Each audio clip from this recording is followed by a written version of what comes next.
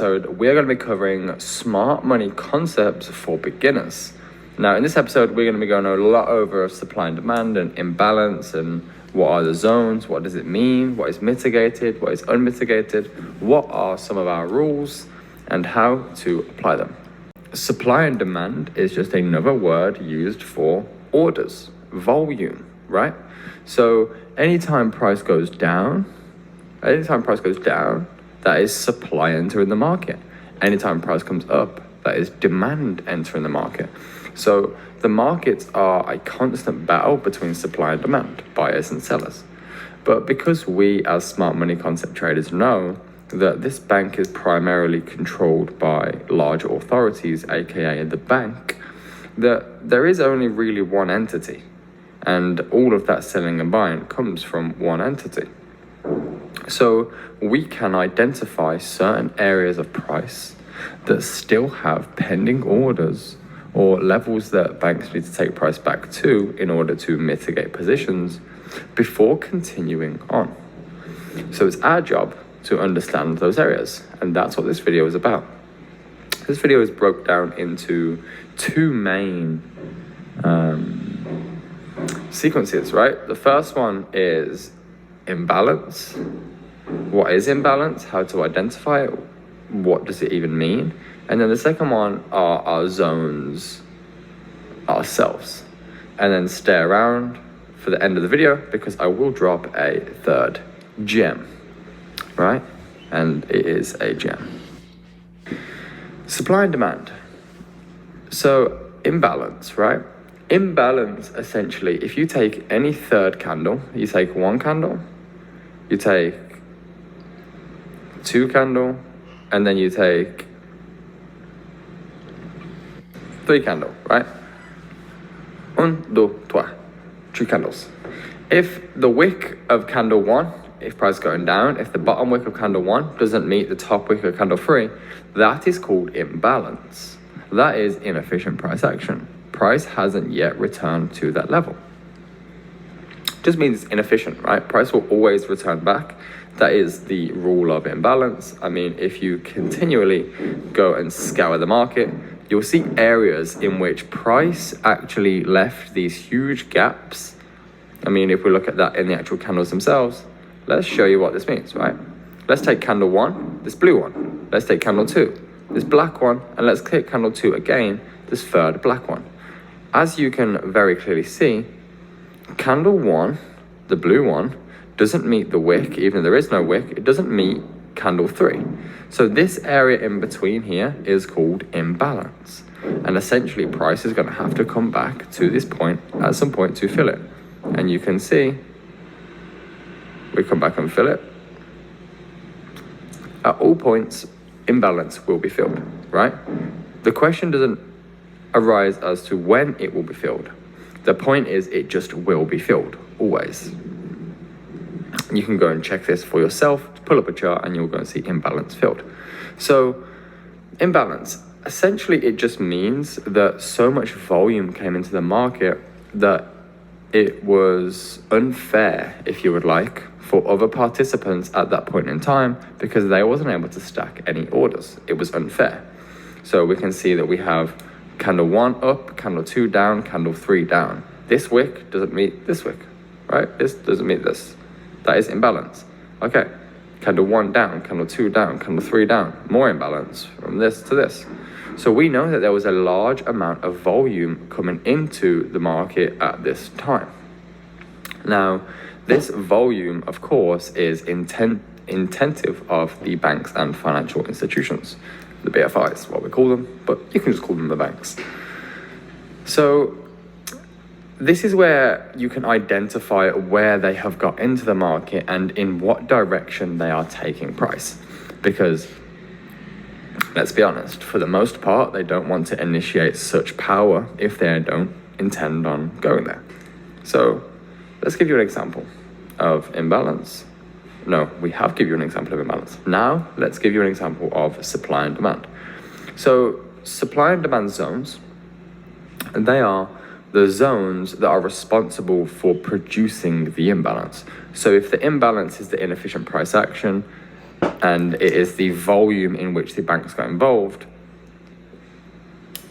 Banks have to bring price back at some point to make that price action efficient, meaning fair. So if you take a level of imbalance, and we know we have imbalance from this to this, that is imbalance. Now, what is the zone before? I like to call it the buy to sell, because price first bought and then sold. All right, that there is a level of supply. That is a zone of supply. This is also a zone of supply. Now, this zone of supply just happened to actually take out this wick, but they are both still relevant. Now, that is a level of supply. So it's out of levels of supply and target different levels, different weaker levels, right? So would we ever take this trade? No, because it doesn't meet our entire strategy, but this is just proof of supply and demand working, essentially, right? And then what does price do? Price leaves behind imbalance again, right here, in the form of a supply zone. So theoretically, could you take another trade? Yes, absolutely. Because that is the law of supply and demand, right? Take out your lows again.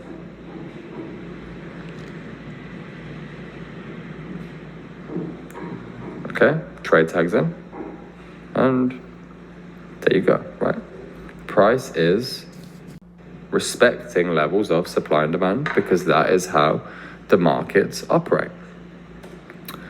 So the opposite then is demand zones. And in other videos, if you guys have any questions about this video, go ahead and drop them in the comment section down below and I will cover any other videos. So demand zones then, essentially you want to be trading supply levels when price is bearish, and you want to be trading demand levels when price is bullish. So here's a random example, just a random piece of price, like literally. So we know then that we have a demand zone right here, right? Why is this a demand zone? Because it left inefficiency, right? What did it do? It also broke something. Okay, so let's see, does this level hold, yes or no?